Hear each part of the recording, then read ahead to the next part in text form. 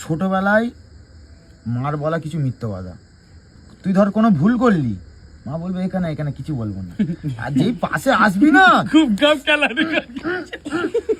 তুই মার কথা শুনছিস না, খুব বদমাশি করছিস, তখন মা কি বলে দেবে, তোকে কুড়িয়ে এনে মানুষ করেছি, ব্যাস। ওইটা যখন শুনতাম, ছোটবেলায় খাবি না, এরম ভাত নিয়ে মুখে ঠুসিয়ে দেবে, মুখের ভাত নাকে ঢুকে যাবে, যদি বলি না খাবো না, ওই দেখ ছেলে ধরা নিয়ে চলে যাবে। সত্যি জানলা চারিদিকে দেখবো কোথায় ছেলে ধরা, তোর শরীর খারাপে তোর মা ওষুধ খাওয়াচ্ছে, একটা তেতো ওষুধ, মা নিয়ে একবার চেটে নিয়ে বলে খুব মিষ্টি খেয়ে নি, বলে যেই গালে দেবে, হ্যাঁ মা বলেছে যখন ঠিক আছে মিষ্টি ওষুধ, এখন ঢোক মেরে।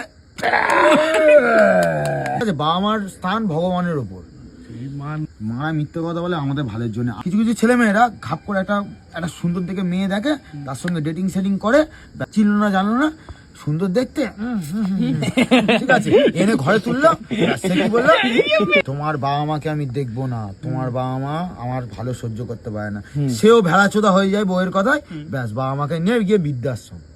বউ কদিন পর ঠিক আছে অন্য একজনের সঙ্গে নাম করে বেড়াচ্ছে, দিল মুখে লাথি মেরে, কি হলো, ডিপ্রেশন।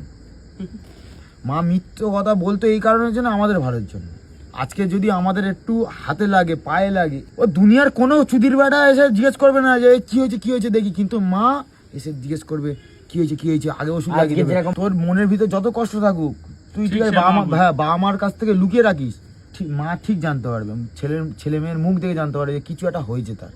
এই কোনোদিন বাবা মাকে গালাগালি দিয়ে কথা বলতে না, হ্যাঁ দুনিয়াতে তো সবাই স্বার্থপর, কিন্তু মা বাবা তো যতই যা হয়ে যাক সেই ঠিক আছে, আমার ছেলে মানে আমার ছেলে, আমার মেয়ে মানে আমার মেয়ে।